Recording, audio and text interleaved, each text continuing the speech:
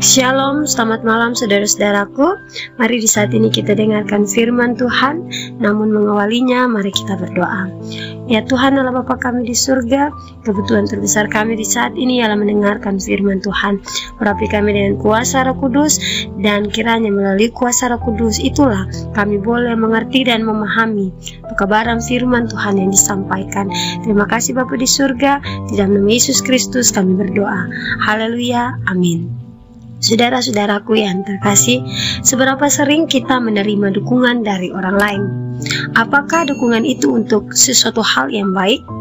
Ataukah dukungan itu untuk sesuatu hal yang salah, yang justru akan menjerumuskan kita kepada hal-hal yang salah juga? Saat ini kita akan membahas tentang dukungan yang salah akan menghanyutkanmu dalam dosa. Di dalam kitab 1 Raja-Raja 21 ayat 7, itu merupakan ayat renungan kita di saat ini, yang berbunyi, "Bukankah engkau sekarang yang memegang kuasa raja atas Israel?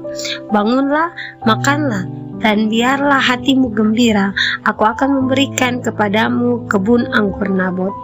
Saudara-saudaraku yang terkasih, ada sebuah kisah tentang seorang pria. Pria ini dipenjara karena kredit yang macet.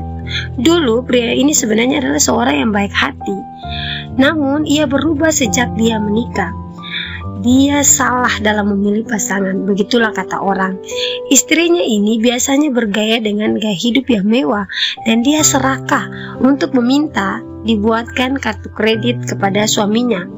Sang istri ini pun akhirnya diberikan dukungan oleh sang suami, dan sejak memiliki kartu kredit, istrinya kerajinan dalam menggesek kartu ajaib tersebut. Kapanpun, dimanapun, sesuka hatinya, dia menggesek kartu kredit tersebut, yang pada akhirnya menyebabkan dia berbelanja lebih banyak daripada penghasilan yang dihasilkan, dan akhirnya mereka terlilit utang dan suaminya harus dipenjara. Saudara-saudaraku yang terkasih, memang sangat sulit jika kita dikuasai oleh hawa nafsu yang serakah. Di sini kita bisa melihat bahwa wanita ini merasa apa yang dimilikinya masih kurang, dan rasa yang sama sering ada juga pada diri kita. Kita mengingini apa yang dimiliki oleh orang lain. Tengok saja dalam kisah 1 Raja-Raja 21 ayat 1-10. Itu adalah sebuah kisah tentang Raja Ahab, di mana Raja Ahab ini sudah memiliki istana yang luas, kerajaan yang luar biasa, namun dia masih ingin untuk merampas tanah tetangganya, yaitu Nabot. Dan ketika Nabot tidak bersedia untuk menjual tanahnya, Raja Ahab menjadi uring-uringan seperti anak kecil yang merajuk. Dan itulah ciri orang yang serakah, tidak bisa menerima kenyataan bahwa ia tidak bisa memiliki segalanya, dan belum puas jika belum mendapatkan apa yang diinginkan oleh dirinya. Sayangnya, Isabel yang merupakan istri dari Raja Ahab malah memberikan suatu dukungan yang salah. Dia merancang sebuah intrik untuk merebut tanah Nabot demi suaminya, dan pada akhirnya Tuhan memberikan hukuman yang berat kepada mereka berdua. Tuhan menyalahkan Raja Ahab karena dia mau menerima dukungan yang salah dari istrinya.